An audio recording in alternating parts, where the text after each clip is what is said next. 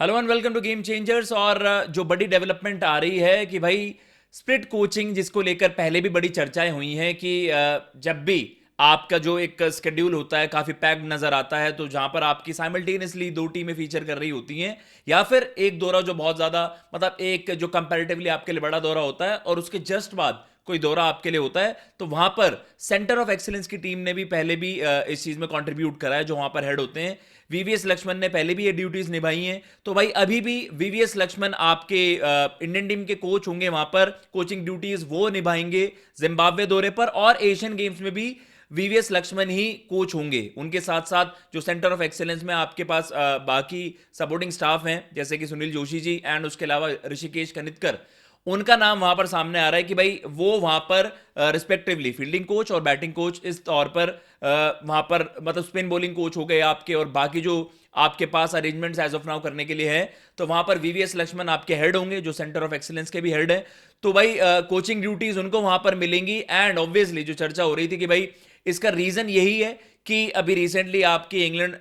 Series है, T20s आपने खेलने, मतलब यूके टूर काफी मतलब एक फुल फ्लेजेड था। पहले आपने आयरलैंड 2 T20 खेलने थे, देन आपने 5 T20 अभी आप खेल रहे हो, एंड देन मतलब उसके तुरंत बाद आपके ओडीआईज हैं। तो ये मतलब दौरा आपका अच्छा खासा खिंच जाएगा। उसके मतलब 4-5 दिन के गैप में आपकी जिम्बाब्वे सीरीज थी। तो ये भाई ये तो था कि भाई ठीक है, जो कोचिंग स्टाफ को भी थोड़ा सा एक होता है ना कि वर्कलोड मैनेजमेंट इनका भी है, कि आपने वो लगातार ही फीचर करना है और आपको भी ब्रेक मिलना जरूरी है। तो ऐसे अरेंजमेंट्स पहले भी करी गई हैं, आयरलैंड दौरे हो गए, पहले भी ऐसे होते दौरे जहां पर आपके थोड़े से वो आप कह सकते हैं कि साइमल्टेनियसली एक साथ, या फिर इतना ज्यादा जब आपका लोडेड होता है वहां पर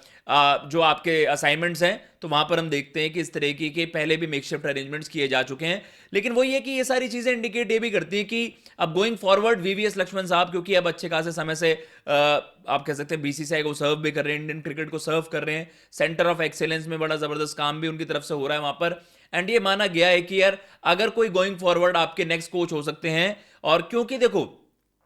T20 में गंभीर साहब ने वो प्रूव करके दिखाया, क्यों उन्होंने वो टाइटल जितवा दिया। चैंपियंस ट्रॉफी उनके लिए फ्रेश ही था कि भाई ठीक है, एक सेटअप जो पहले से ही आपका अच्छा करता हुआ रहा था, एक ओवरऑल जो ग्रुप था, जो अंडर रोहित शर्मा ने खुद भी क्रेडिट दिया था कि राहुल भाई ने जो काम करा, राहुल द्रविड़ और उनकी जोड़ी ने उस ओडीआई टीम को तैयार करा था, तो वो आप मान लीजिए कि उनके लिए थोड़ा सा वर्क ईजी था। T20 सेटअप में वो चीज लाना, वो एक कह सकते हैं कि एक अलग ब्रांड की क्रिकेट खेलना, वो सारी चीजें इनकलकेट करी गंभीर साहब ने, जिसका रिजल्ट आपको 26 के T20 वर्ल्ड कप में देखने को मिला। अभी हमने देखा आपने घर पे ही वर्ल्ड कप जीता है। लेकिन यह है कि स्प्लिट कोचिंग का पहले भी ये चर्चा हुई है कि अलग अलग बोर्ड्स हैं, अलग अलग रिस्पेक्टिव कंट्रीज हैं। हमने पहले भी देखा है, इंग्लिश क्रिकेट में हुआ था कि भाई वाइट बॉल की कोचिंग अलग है और रेड बॉल की कोचिंग अलग है। तो क्या इस तरीके का एक एक होता है ना कि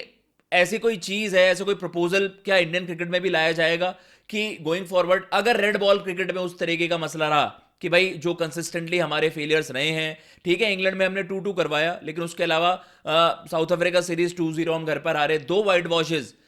2 साल के अंदर वहां पर होना, तो वो एक दिखा रहा था कि रेड बॉल क्रिकेट में एक हमारा डिक्लाइन है। तो गोइंग फॉरवर्ड अभी श्रीलंका की सीरीज है, वी आर होपिंग कि जी गेल एरा जो रेड बॉल क्रिकेट में है वो वहां से कंटिन्यूसली अच्छा परफॉर्म करे रेड बॉल क्रिकेट में। लेकिन अगर इस तरीके की अरेंजमेंट्स नहीं हो पाती हैं,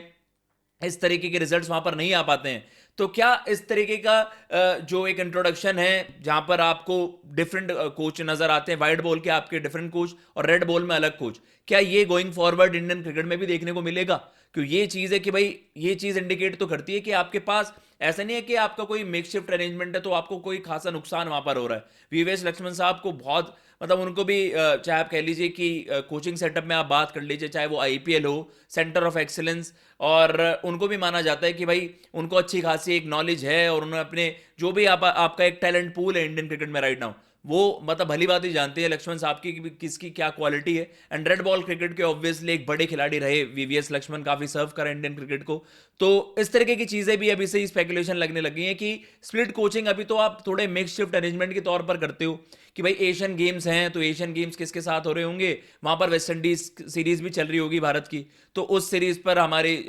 जी और जो आपका रिस्पेक्टिव सपोर्टिंग स्टाफ है वहां पर वो उनके साथ उस सीरीज के लिए अवेलेबल रहेंगे। एंड एशियन गेम्स में भी आपके वीवीएस लक्ष्मण साहब, जोशी साहब एंड उसके अलावा ऋषिकेश कनितकर, यही आपको सपोर्टिंग स्टाफ में वहां पर रोल निभाते हुए नजर आएंगे। लेकिन आपको क्या लगता है, क्या ये स्प्लिट कोचिंग वाली चीज, स्प्लिट कैप्टन से भी बात हुई है कि यार डिफरेंट फॉर्मेट्स, डिफरेंट कैप्टन आपको चाहिए होते हैं, इंडियन क्रिकेट में भी रहा है, क्या ये स्प्लिट कोचिंग इंडिया में आनी चाहिए? क्या इस तरीके की चीजें होनी चाहिए अगर एक सर्टेन फॉर्मेट में उस तरीके से रिजल्ट्स नहीं आते हैं गोइंग फॉरवर्ड? कमेंट बॉक्स में जरूर बताइएगा। मैं लेता हूं इजाजत। जय हिंद, जय भारत।